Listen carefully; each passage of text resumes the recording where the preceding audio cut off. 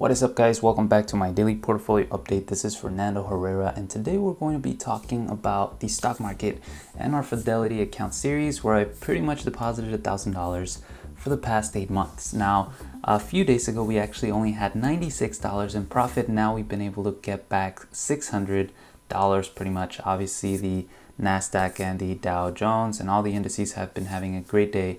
Today, for example, Boeing, Planet 13, and Wells Fargo are biggest winners. And in terms of percentage change, Boeing, Wells Fargo, and Plug Energy are actually winning. Now, in terms of Wells Fargo today, the stock is slightly higher and it's going to keep going up because there was an analyst that actually increased their price target to $43 or $47.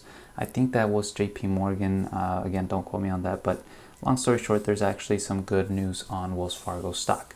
Now, in terms of activity, I did have some good activity. Now, a lot of you guys might not be very too happy about this specific activity I had, so I did sell $35 of my Ford stock, and this is only to lock in some gains, guys. Again, I do believe in Ford. I still have probably over $200 in Ford, but I just need to make sure I'm locking in my gains. Same with MasterCard.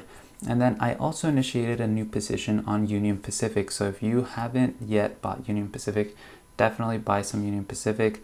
I also received a dividend from UPS. And then today I did make 3 purchases. However, I made actually 4. You won't see one purchase here because I'm going to do it along the day.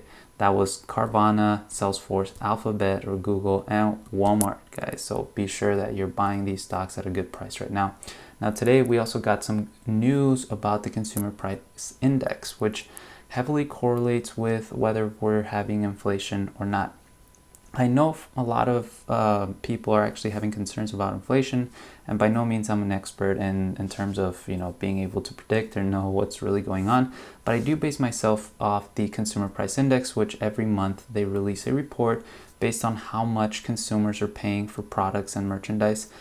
So the gray line, which is the top one, does not include commodities or food because those are a little bit more volatile. So that's the one that really I look at. And there was an expected of 1.4% increase, and we actually got a 1.3% increase, which means it's good actually because this won't have a really large impact on interest rates. Now, again, I know this is a lot of information to kind of absorb. So in summary, let me give it to you in less than 2 or 30 seconds. Let's put it this way. The relationship between interest rates and inflation is very simple.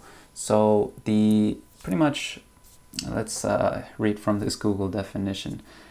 The interest rate determines the price of holding or loaning money. So pretty much the growing money supply increases inflation.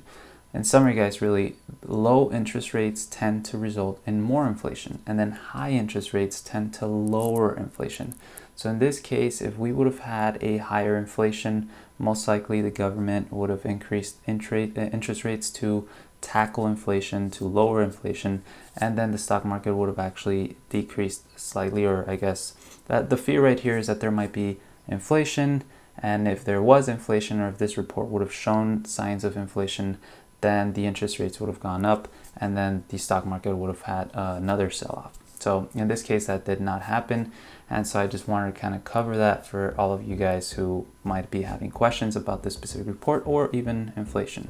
Now, with that being said, guys, that really concludes the video for today. I did not want to make a very long video, very quick, very short, but I do think hopefully you guys enjoyed it. If you did, like and subscribe, and I'll see you guys again Friday.